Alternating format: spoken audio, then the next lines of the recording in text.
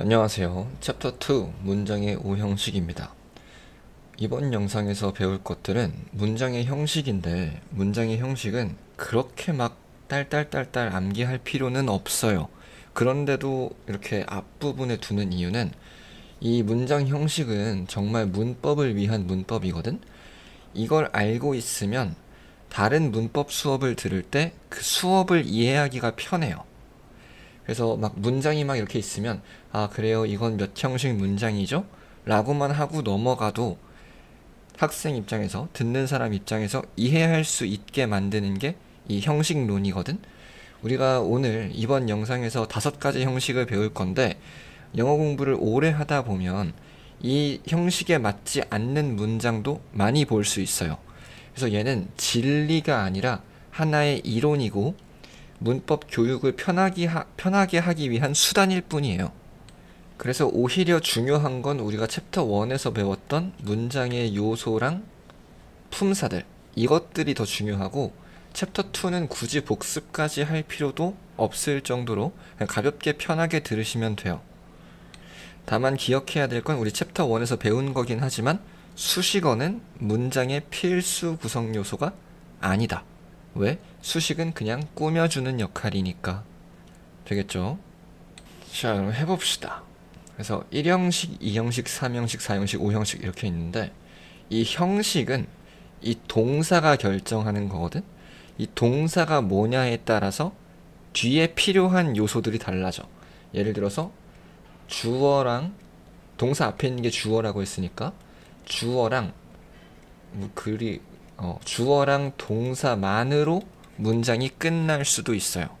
이 동사의 종류가 뒤에 어떤 대상이나 주어의 상태의 설명이 필요한 동사가 아니라면 주어 동사만으로 문장이 끝날 수 있어. 예를 들어서 My brother sings. 내 형제가 노래를 한다. 무슨 노래를 부른다 라고 말하고 싶을 수도 있지만 그냥 노래를 부르고 있다라는 상황을 말하고 싶을 수도 있잖아. 그럴 때는 노래 부른다의 대상이 필요 없겠죠. 무슨 노래를 부르는지 말할 필요가 없을 때. 그리고 내 동생이 어떤 상태인 게 아니라 노래를 부른다라는 상황이니까 이 주어 동사만으로 문장이 끝날 수 있어요. 이렇게 주어 동사만으로 문장이 만들어지는 걸 1형식 문장이다 라고 하는 겁니다. I go to school. 나는 간다. To school. 이게 어디에, 학교에 간다잖아. 이게 어디에 라고 말하는 거, 이런 애들을 전치사라고 부르죠. 전치사 뒤에는 뭐가 필요하다? 우리 1강 복습했나? 전치사 뒤에는 명사가 필요하다. 그리고 중요한 게 있어요. 전치사 플러스 명사. 얘네들은 합쳐서 수식어라고 부를 거예요. 전치사 플러스 명사는 수식어다. 그러면 요만큼 수식어는 문장의 필수 구성 요소가 아니다.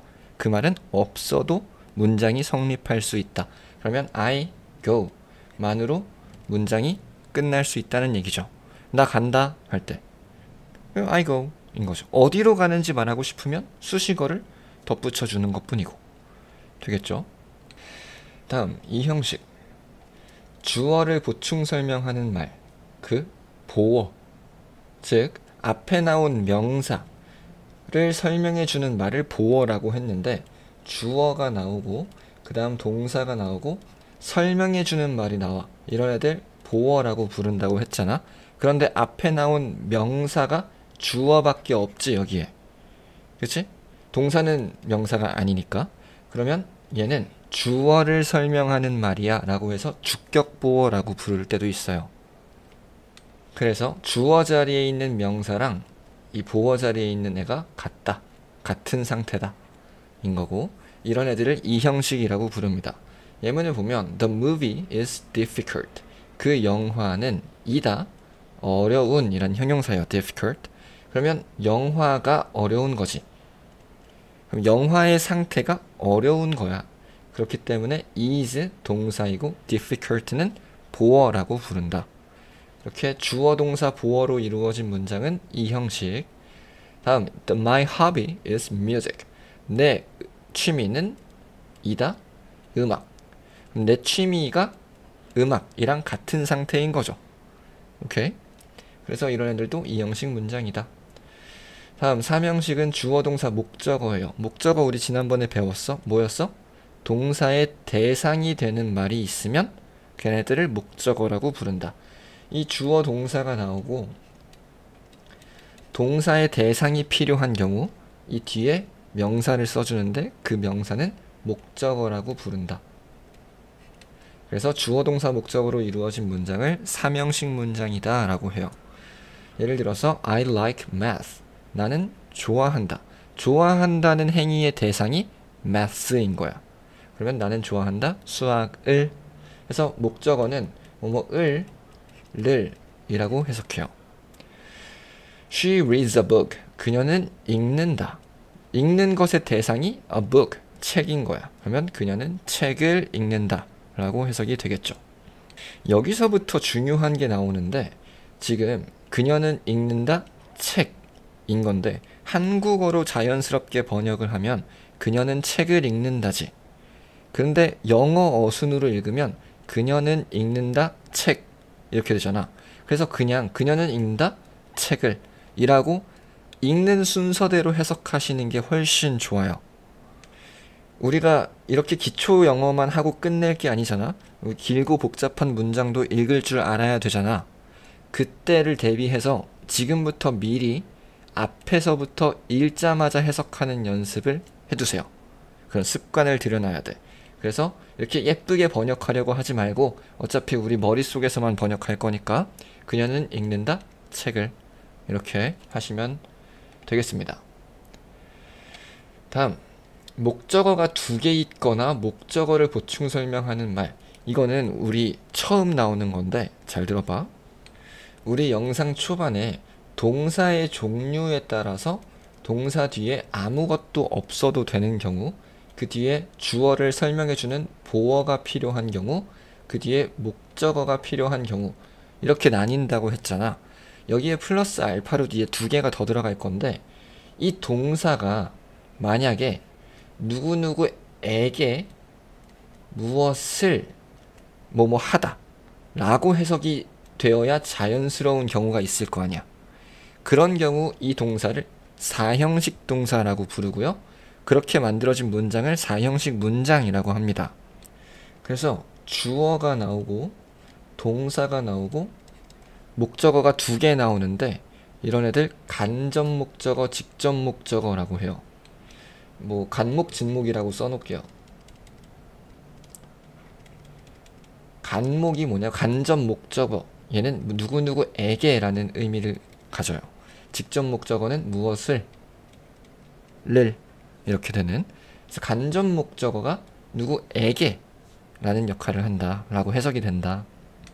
그래서 사실 이거 중학교 2학년 때 시험에 굉장히 자주 나오는데 사실 쓸데없는 짓거리야. 이거 기억나시는 분들 있을지도 몰라요. 이거 My father gives me a book. 얘 3형식으로 바꿔서 My father gives a book to me. 이런 걸로 바꾸는 거 연습해 본 적 있어?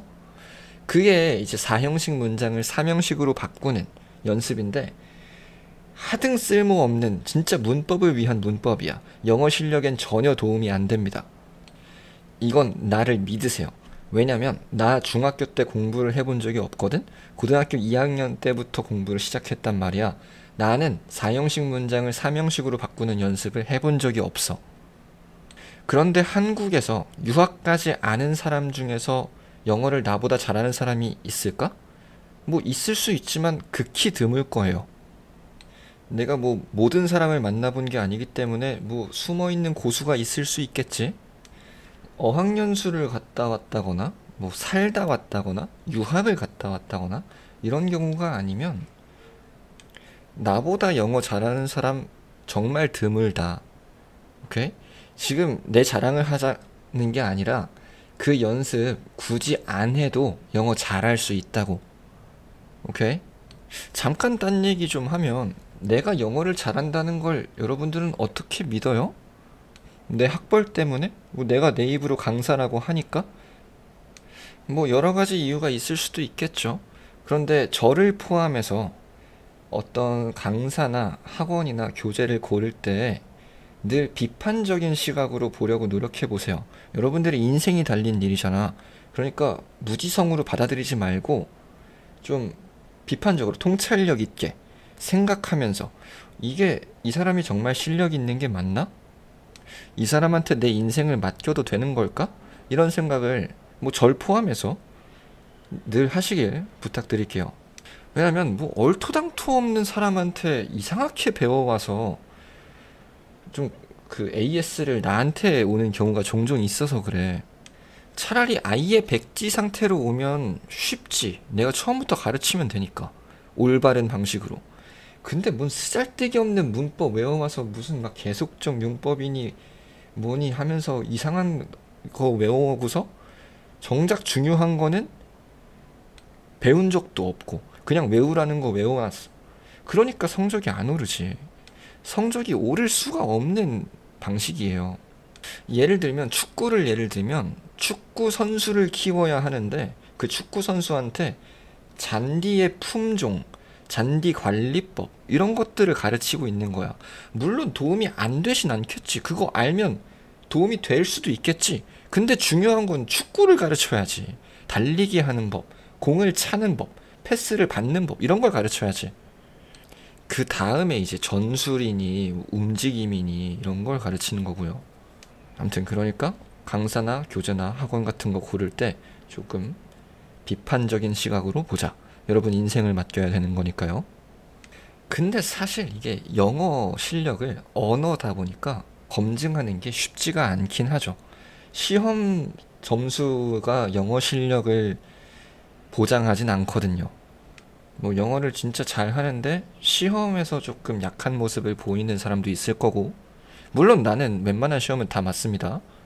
뭐 수능부터 시작해서 토익, 국제무역사, 무역영어 전부 다 맞았어요. 그리고 외국인과 영어로 연애를 할 정도로 회화 실력도 됩니다. 이 정도면 어느 정도 됐겠죠. 결국 본론은 이건 쓰잘데기 없는 거 내가 안 해도 된다고 하는 거 할 필요 없다. 됐고, 이거 My father gives me a book 해석, 내 아빠가 준다. 이제 동사를 V라고 쓸 거예요. 이번 강의까지는 그냥 동사라고 쓸 건데 다음 강부터 V라고 쓸 거니까 미리 알아두시고, 아빠가 준다 me a book, 나 명사고 a book 얘도 명사잖아. 이렇게 명사가 give라는 뭔가 누구에게 무엇을 주다라고 해석했을 때 자연스러울 수 있는 동사들, 이런 애들 수여동사라고 하는데 이거 알 필요 없고, 누구에게 무엇을 이라고 붙였을 때 자연스러운 애들, 그런 동사 뒤에 명사 두 개가 잇따라 온다면 걔는 누구에게 무엇을 이라고 해석한다. 오케이? 동사의 종류를 전부 외우려고 하지 말고 느껴보세요. teach라는 단어 가르치다잖아. 여기에 누구에게 무엇을 붙이면 자연스러워? 누구에게 무엇을 가르치다. 괜찮지 않아? 그러면 얘는 뒤에 이렇게 us, 이거 우리라는 목적어예요. 명사랑 English, 영어라는 명사가 연속돼서 나왔잖아.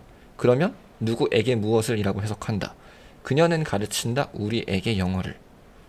오케이? 이렇게 그녀는 우리에게 영어를 가르친다 라고 예쁘게 번역하려고 하지 말라고. 됐고, 마지막 오형식, 이게 조금 어려울 수 있는데 목적어를 보충 설명하는 말이래요. 이게 무슨 말이냐? 주어, 동사, 그리고 목적어가 나와. 목적어는 뭐였어? 동사의 대상이었어.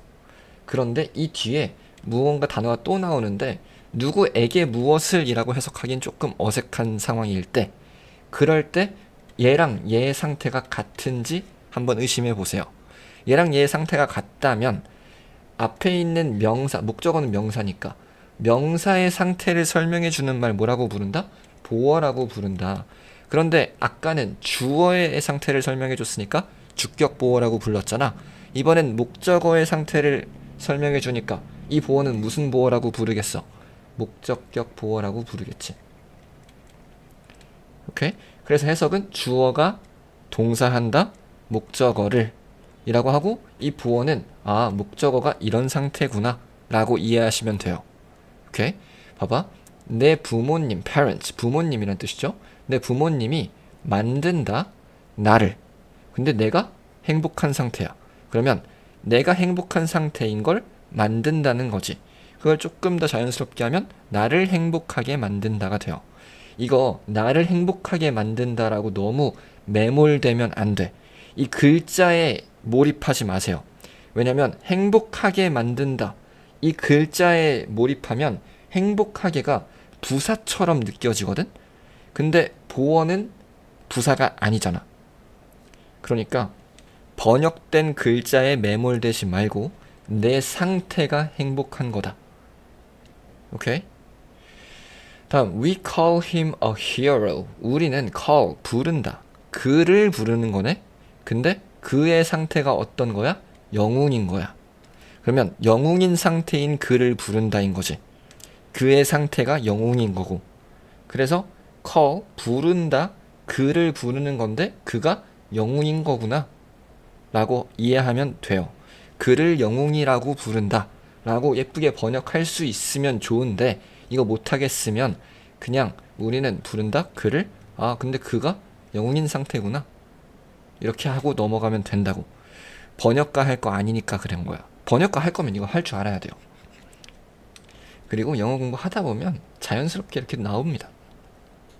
굳이 지금 외울 필요는 없다. 되겠죠?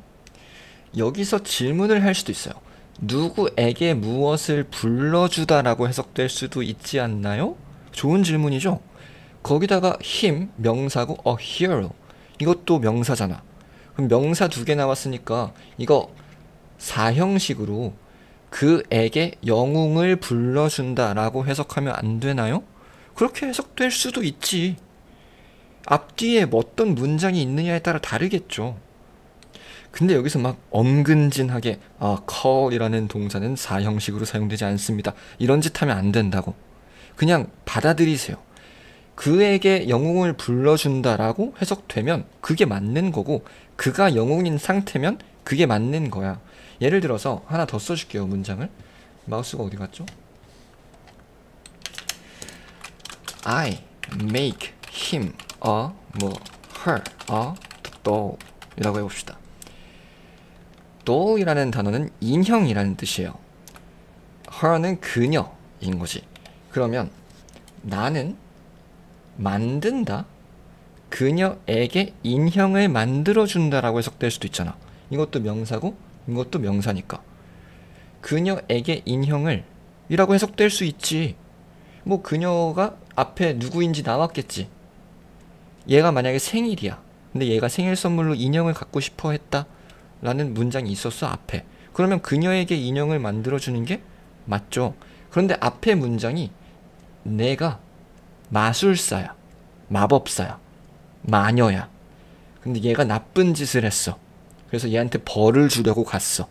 그러면 어떻게 해석해야 돼? 나는 만들었다? 그녀를 인형으로 만들었다. 그녀의 상태가 인형이 돼버리게 만든 거죠.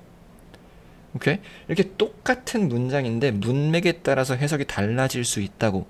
그러니까 딱 틀에 갇혀서 이건 이거, 이건 저거 이렇게 해석하면 안 된다고요. 아시겠죠? 내가 번역가로 일할 때, 내가 번역가로 일했다고 말 안 해줬구나. 번역가로 일할 때 가장 중요한 사고 과정 중에 하나가 이거예요. 틀에 갇히지 않고 영어를 받아들일 수 있는 능력. 그게 있어야 농담을 번역할 수 있어. 근데 꼭 번역가 수준의 영어가 아니더라도 우리 고등학교 독해 수준에서도 이런 능력은 반드시 필요하다. 오케이? 그러니까 너무 틀에 갇혀 있지 말자. 언어에 늘 해당되는 100% 해당되는 규칙이라는 건 없어요. 한국어도 마찬가지잖아. 다음으로 넘어가 봅시다. 4, 5형식. He asked me a question. 이게 4형식인지 5형식인지 어떻게 알아낼 거냐는 거야. 그는 물어봤다. 내가 질문일까? 내가 질문이냐고 물어볼까? 이건 조금 어색하죠. 그러면 나에게 어떤 질문을 물어봤다 라고 해석이 되겠죠. 오케이. 다음 I will show you a picture. 나는 보여줄 것이다. 너를 그림으로 보여줄 거겠어? 너에게 그림을 보여주겠죠.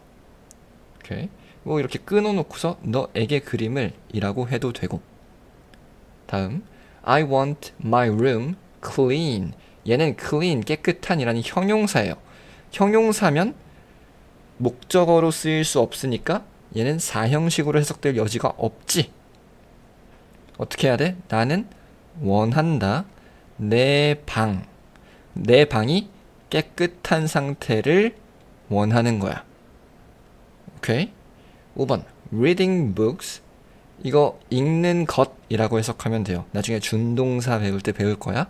책을 읽는 것이라고 해석할 건데 그냥 지금은 그렇구나 하면 돼요. reading books, 책을 읽는 것은 makes, 만든다. me, 나를 만든다. wise, 이거 현명한 이라는 형용사예요. 그러면 내 상태가 현명해지도록 만드는 거겠지. 오케이. 넘어가 봅시다. 몇 형식인지 쓰시오. 정말 쓰레기 같은 문제죠. 그런데 여러분들이 위에 거를 이해했는지 확인하기 위해서 어쩔 수 없었어. 이거 형식 구분하는 거 좀 쓸데없어. 그냥 해석만 할 줄 알면 돼. 그런데 해봅시다. My sister, 내 여자 형제가, 여자 자매, 남매가 plays the piano, 연주한다가 되겠죠. 피아노를 연주한다. play의 대상이 피아노인 거네. 그러면 피아노 뭐라고 부를 거야? 문장에서 목적어라고 부를 거야. 그럼 주어 동사 목적어 있는 거 몇 형식이었죠? 3형식. 오케이. The story is interesting. 그 이야기는 이다 흥미로운 이라는 형용사예요. 이거 기억해라. interesting, 흥미롭게 하는 이라는 형용사야. 그 이야기는 흥미롭게 한다지. 뭐가 흥미롭게 하는 거야? 이야기의 상태가 흥미롭게 하는 거야. 그러면 interesting 뭐라고 불러? 보어라고 불러. 주어, 동사, 보어로 이루어진 문장은 이 형식이라고 부르죠. 3번은 He gave me a chance. 그는 주었다. 얘는 give의 과거형이에요. 그래서 주다가 아니라 주었다, 줬다. 나 기회. 나에게 기회야, 나를 기회로 줬다야. 나에게 기회를 주었다가 조금 더 자연스럽겠죠. 그러면 누구에게 무엇을 주었다. 이렇게 되면 4형식이다. 다음 The movie made me sad. made는 make의 과거형이에요. 만든다, 만들었다. 그 영화가 만들었다. 나에게 슬픔을 만들었다야? 얘 슬픈 이라는 형용사야. 그러면 얘는 4형식으로 해석될 여지가 없고 내가 슬픈 상태로 만들었다. 이런 애들 5형식이라고 한다. Time flies. 시간이 날아간다. 뭐야? 시간이 빠르게 지나간다지. 그러면 fly의 3인칭 단수 형태야. 3인칭 단수 1강에서 배웠죠? 시간이 빨리 날아간다. 시간이 날아간다. 이런 거 1형식. 오케이. 다음 My hobby is cooking. 내 취미는 요리하기이다. 이것도 우리 준동사 파트에서 배울 거예요. I make my family delicious food. 나는 만든다. 내 가족을 맛있는 음식으로 만들까? 내 가족이 맛있는 음식인 상태야? 내 취미가 요리잖아. 내가 마법사가 아니지. 그러면 내 가족에게 맛있는 음식을 만들어 준다가 되죠. 그러면 얜 4형식이네. It makes them happy. 이것은 만든다. 그들을 행복한 상태로 만드네. it은 뭐야? 이것. 내 가족에게 맛있는 음식을 만들어 주는 것은 내 가족들을 행복하게 만든다. My mother. 내 엄마가 calls me a great cook. 부른다. 나에게 요리사를 불러줄까? 아니지. 나를 요리사라고 불러주겠죠. 오케이. A cook. 이거 요리하다 라는 동사로 쓰일 수도 있지만 요리사라는 명사로 쓰일 수도 있어요. 외워두시고 몰랐으면 I love my hobby. 나는 좋아한다. 내 취미를 좋아한다. My dream. 내 꿈은 이다. To become. 여기서 to become. 이거 to 부정사에서 또 배울 거예요. 뭐 하는 것 이라고 해석하면 됩니다. become 하면 되다, 하면 되는 것. chef, 셰프죠, 셰프. 그러면 내 꿈은 셰프가 되는 것이다. 내 꿈이 되는 것인 거지. 그러면 우리 엄마가 나를 훌륭한 요리사라고 부른다 라고 했으니까 얘는 오형식. 내 꿈은 이다, 되는 것이다. 얘는 이형식이라고 정리하면 되겠다. 이렇게 챕터 2가 끝이 났고요. 챕터 2는 그냥 그렇구나 하고 넘어가시면 돼요. 복습을 꼭 하고 싶다 하면 챕터 1 복습을 한 번 더 하세요. 오케이. 그래서 오늘도 공부하느라 고생 많으셨고 우리는 다음 영상에서 봅시다. 수고했습니다.